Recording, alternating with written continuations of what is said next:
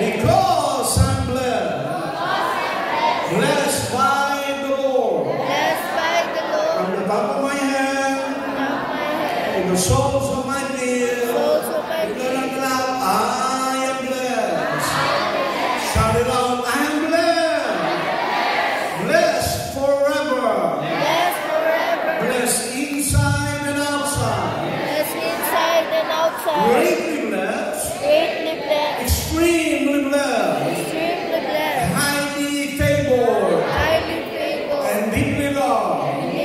Say to me again, tonight is my night. Sabihin mo, tonight is your night. Your receiving night. My receiving night. Every day of my life is a receiving day. I believe I receive every good and perfect gift. Getting another brand new car. Ano yung tao ikaw, lalabas yung brand new panisa? Oo. Kaya nagano ako nag-libre ako. Kanino ko kaya itatanin yung pera? Houses and land. Mansion. Fully furnished. Paid in full. By the grace of God. And by faith. I have it now. Yung sa tabi mo, it's mine. Hindi sa Tagalog, akin lang yun. Alam sa kalang nila, I'm a child of God. And I cannot be denied. God is my source. My total source of supply. God is my source. I will never be broke. Another day in my life.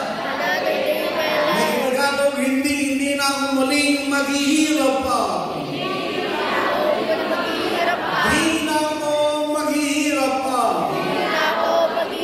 Hindi na rin ako kukulangin pa. Hindi na rin ako kakapusin pa.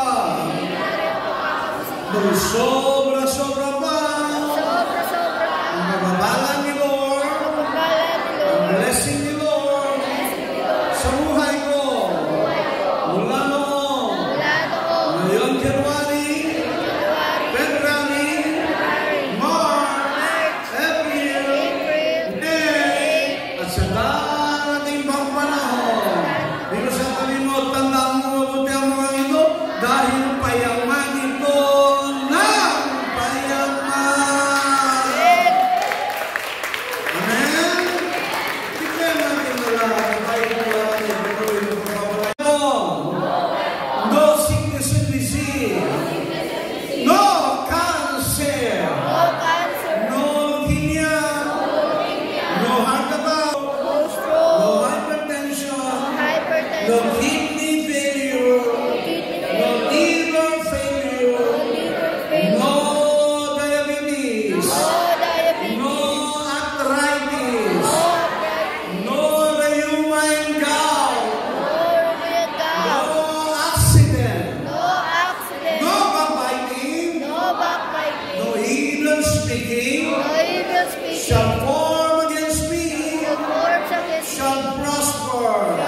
Get natin na, I am protected. I am perfectly normal, healthy, and prosperous. I live long and strong. I am the righteousness of God in Christ Jesus. Get natin na, I am debt-free. Sa Tagalog, bayad lahat utang ko. Bayad